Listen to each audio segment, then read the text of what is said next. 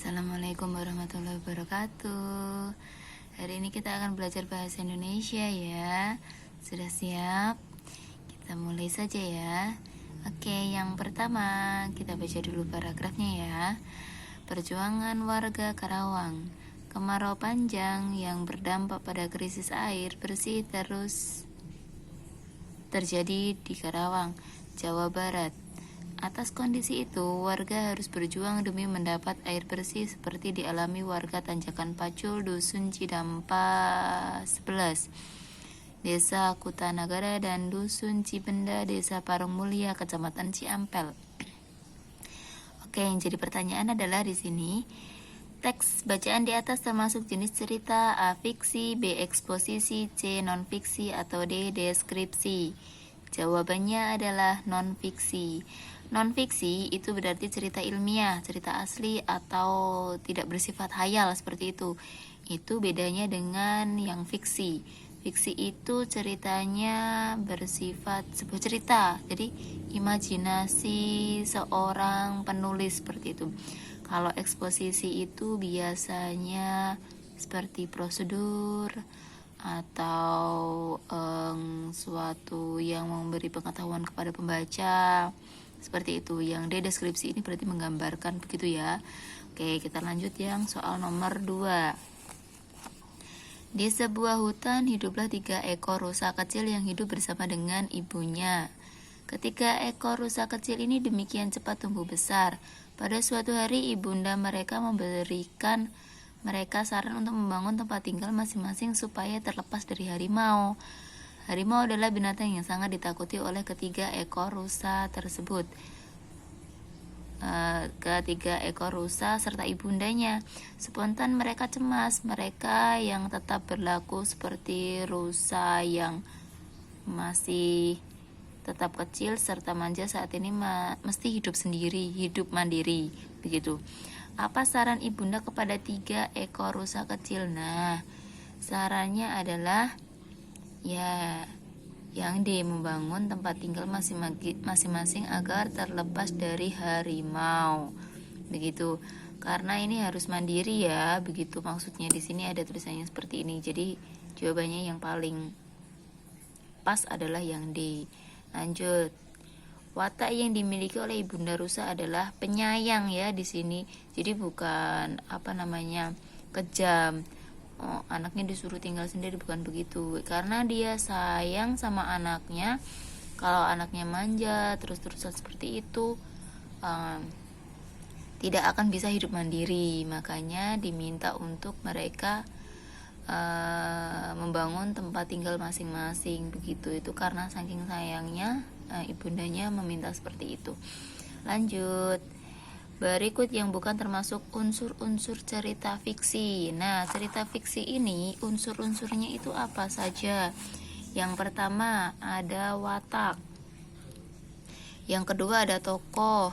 Yang ketiga amanat. Yang keempat adalah alur.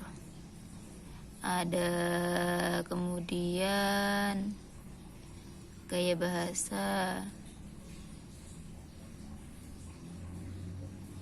Oke, ini insya Allah Ustazah dulu sudah catatkan ketika semester 1 kalau tidak 2 mungkin, tapi Ustazah pernah ceritakan pada kalian. Ini bisa dibuka lagi catatannya, begitu. Saya tambahin ya, tema, begitu. Oke, nah yang bukan adalah diksi. Diksi ini apa? Pilihan kata. Jadi kalau pilih melihat, bagusnya melihat atau melotot atau mengintip atau mengagumi, itu kan sama-sama melihat. Nah, pilihan katanya pilih yang mana? Nah, seperti itu. Itu adalah maksudnya diksi. Lanjut ya. Tentukan subjek yang akan dijadikan poster. Oke, apa ini? Oh, dari pernyataan di atas yang bukan langkah-langkah membuat poster adalah, nah, Yang bukan adalah yang nomor 2, menggunakan tanda baca dan huruf kapital yang benar. Oke. Karena poster biasanya itu pakainya kata-kata gambar-gambar yang menarik, kalimatnya yang jelas, singkat. Seperti tadi subjeknya juga harus jelas. Jadi jawabannya yang B. Oke, lanjut nomor 6. Akan menjadi paragraf yang padu pada urutan kalimat di atas adalah, jadi setelah dibaca-baca itu ini sudah padu ya. Jadi jawabannya yang A. Pancasila sebagai dasar negara Indonesia bukan lagi suatu hal yang baru bagi masyarakat Indonesia. Mulai dari kehidupan berbangsa dan bernegara diatur dalam Pancasila. Nilai-nilai tersebut telah meliputi berbagai aspek kehidupan dan masih tetap dipelihara sampai saat ini.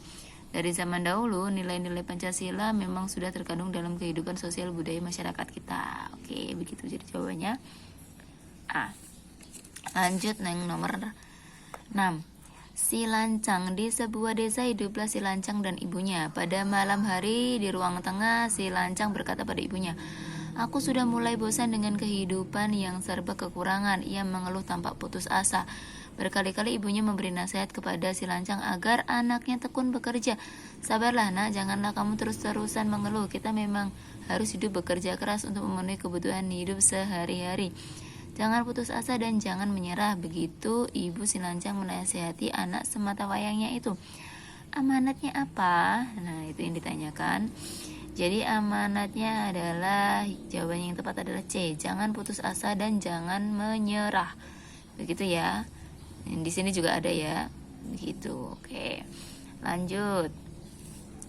Yang rom 2 sekarang. Arti dari cerita non fiksi adalah cerita yang ilmiah atau nyata, begitu ya, bukan imajinasi seorang penulisnya, begitu. Jadi seperti berita yang biasa kita baca di koran seperti itu ilmiah asli seperti itu. Oke. Terus nomor 2, pesan yang disampaikan pengarang dalam sebuah cerita disebut adalah amanat, itu ya, pesan yang terkandung dalam sebuah cerita. Lanjut nomor 3. Nomor 1, sebutkan 3 perbedaan cerita fiksi dan non fiksi. Oke. Seperti yang sudah saya jelaskan tadi, fiksi itu berarti imajinatif, tidak ilmiah, dibuat untuk menyenangkan pembacanya. Ini bukan cerita asli alias cerita hayalan seperti itu. Jadi contohnya adalah dongeng, novel, cerpen, macam itu. Kalau non fiksi adalah cerita asli, ilmiah, dan bukan sebagai hiburan. Maksudnya kalau kita baca novel itu kan biasanya menghibur. Nah, kalau non fiksi ini tuh bukan seperti itu. Jadi non fiksi itu cerita-cerita yang